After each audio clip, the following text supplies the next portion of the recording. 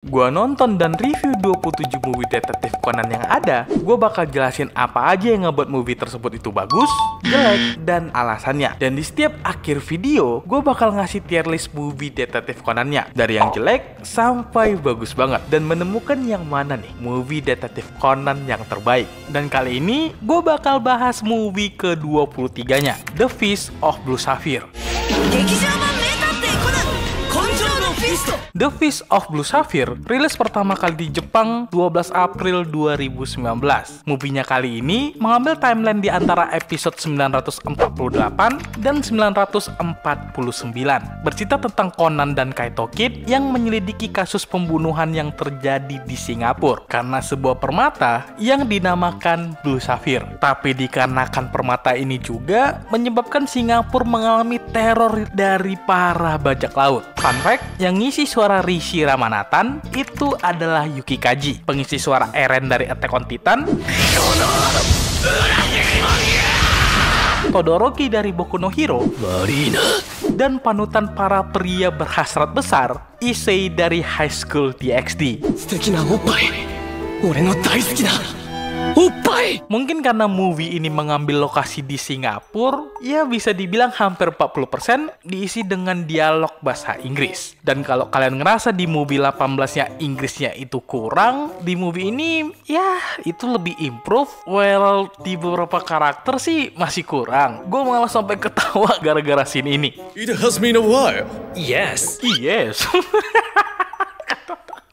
Itu pun dikarenakan yang isinya emang pure seiyuu Jepang. Tapi di beberapa karakter itu beneran diisi sama orang yang fasih bahasa Inggris. Kayak Jamaluddin dan John Hanchen yang diisi sama orang Amerika. Atau kayak Rachel Chong yang diisi sama half Japanese dan American. Dan ya, bisa gue bilang ini adalah movie Kaito Kid. Kalau di movie 22-nya itu banyak yang bilang itu movie Amuro, ya kalau untuk movie 23-nya ya itu movie Kaito Kid. Sebenarnya technically ini movie yang seharusnya mereka berdua, Makoto dan Sonoko. Karena bisa dibilang cara mereka ngebuat romance antara Makoto dan Sonoko itu agak sedikit mirip dengan Heiji dan Kazuha. Dan gue berani taruhan, walaupun itu dosa ya, kalau mereka bakal muncul lagi sebagai main karakter di movie lain, sama kayak Heiji dan Kazuha. Tapi di movie ini dibilang main karakter, tapi mereka gak terlalu kelihatan. Dari segi interaksinya ya biasa aja. Dan menurut gua, dari beberapa couple yang ada di Detektif Conan, gua bisa bilang Makoto dan Sonoko itu adalah couple paling lemah dari segi chemistry. Sedangkan Kaito Kid di movie ini itu jauh lebih menarik daripada mereka berdua. Bahkan interaksi antara Kaito Kid dan Conan atau Kaito Kid samaran itu lebih menarik daripada interaksi antara Makoto dan Sonoko. Padahal yang dijual dari movie ini ya seharusnya interaksi antara mereka berdua. Gua awalnya ya waktu nonton movie ini, gua kayak bilang yes, akhirnya Kaito Kid gak difitnah lagi. Well,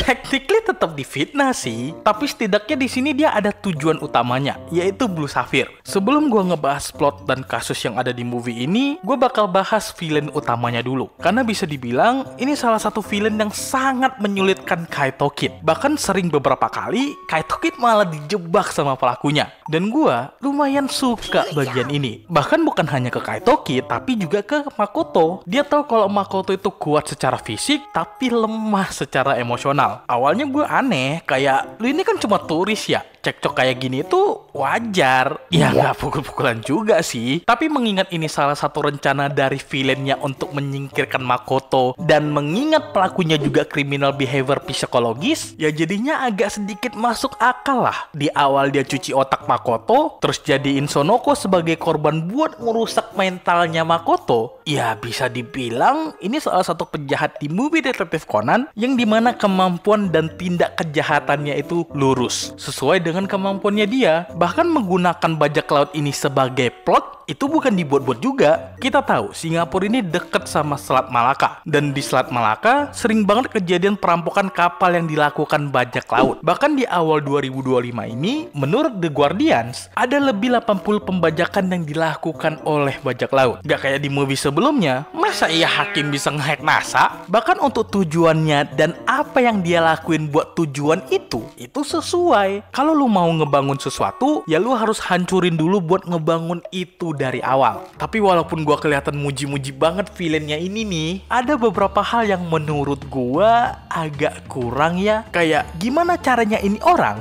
dibunuh dan disimpan di sini. Menurut gue dari segi kasusnya itu kayak komponen gue yang ada di movie keduanya. Terus gimana cara dia ngebunuh ini? Conan cuma mention, oh lu bunuh dia kemarin. Terus tiba-tiba korbannya udah kayak ikan cupang berenang. Nggak dijelasin tuh kok bisa timingnya pas banget ketahuannya. Kasusnya itu terjadi di balik layar tanpa ada penjelasan. Jadi ngebuat movie ini dari segi misteri agak kurang menarik. Ya plot twist di bagian akhir ya lumayan lah, tapi nggak nutupin kekurangan dari movie ini, yaitu misterinya. Bahkan bukan cuma misterinya, motif pelakunya juga sangat lemah di sini. Kita tahu kalau pelakunya ini mantan polisi dan jadi pengusaha. Tapi apa motifnya dia tiba-tiba pengen buat kota baru untuk Singapura? Dan itu nggak dijelasin di movie ini. Kita cuma tahu kalau dia tersinggung gara-gara idenya ditolak. Dan masih banyak lagi hal yang menurut gua kurang dijelasin di movie ini, terutama build up untuk ke bagian akhirnya. Untuk actionnya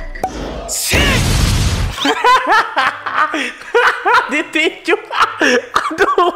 Aduh nih orang. Ini orang OP banget, goblok banget. Gue bukan gak suka action yang ada di movie ini, tapi actionnya ini nggak cocok sama movie Detektif Conan. Kayak lu tiba-tiba jadi orang farming gini, men. Sigma Boy. Actionnya bagus, tapi kalau lu sebagai fans Detektif Conan terus nawarin movie ini ke orang lain yang non Detektif Conan fans, terus lu bilang movie ini tentang detektif, temen lu ngetawain lu. Dan karena alasan ini, gue bakal naruh movie ini di biasa aja. Menurut gue, movie ini sedikit overrated. Ini movie keempat paling laris dari Detektif Conan, tapi movie yang paling tidak menggambarkan apa itu Detektif Conan. Dan di video selanjutnya, gue bakal bahas movie ke-24-nya, The Scarlet Bullet. Pastikan kalian subscribe dan nyalain notifikasi kalau nggak mau ketinggalan. Kalian bisa dukung gue dengan join member. Dan sampai ketemu nanti.